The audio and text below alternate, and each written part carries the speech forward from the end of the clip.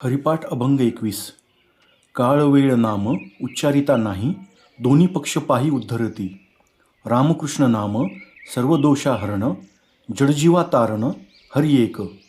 नाम हरिसार जीवा या नामाची, उपमा त्या देवाची कोण वाणी.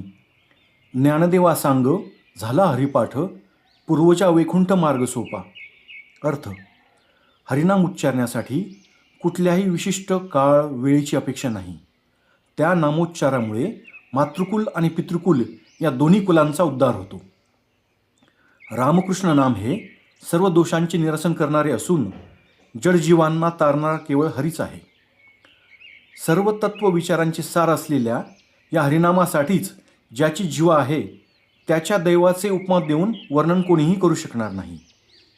ज्ञानदेव म्हणतात की माझे हरिनाम चिंतन सर्व दृष्टीने परिपूर्ण झाले आहे, त्यामुळे माझ्या पूर्वजांना देखील वैकुंठाचा मार्ग सोपा झाला आहे.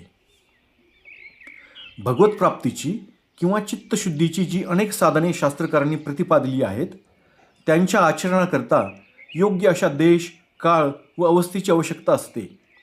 विशिष्ट ऋतू, मास, तिथीची अपेक्षा असते.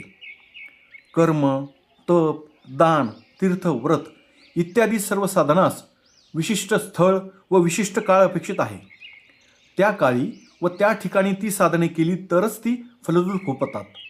त्यामुळे या साधनात पराधीनता आहे.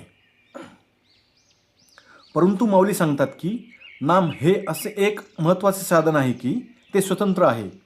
देश, काल, अवस्था, अंतःकरणाची शुद्धी इत्यादी कोणत्याही गोष्टीची अपेक्षा न ठेवता स्वतंत्ररित्या उपासकांचे मनोरथ पूर्ण करीत असते. सारांश: अशनी, भोजनी, शयनी नाम घेऊ शकतो. ज्ञानदेव म्हणतात की ज्या मनुष्याची जीवा हरिनाम घेते तोच मनुष्य खरा सुदैवी होय. रोग केवढाही बलाढ्य असला तरीही अमृत समान दिव्य औषधीने त्वरित नष्ट होतो. त्याचप्रमाणे जीव कसाही जड अज्ञानी असला तरीही हरिनाम कृपेने तरुण गेल्याशिवाय राहत नाही. कोणतेही साधन मनपूर्वक आचरले गेले म्हणजे ते सांग झाले असे म्हणतात. नामस्मरणाविषयी अंतःकरणात पूर्ण प्रेम निर्माण होणे, नामाची श्रेष्ठता पटणे, त्याविषयी संशय नसणे व अखंड नामस्मरण सहजरित्या होणे यासच हरिपाठ सांग होणे असे म्हणतात. नाम घेणारे पुष्कळ भक्त आहेत, मात्र माऊलींना अढळ निष्ठा अपेक्षित आहे.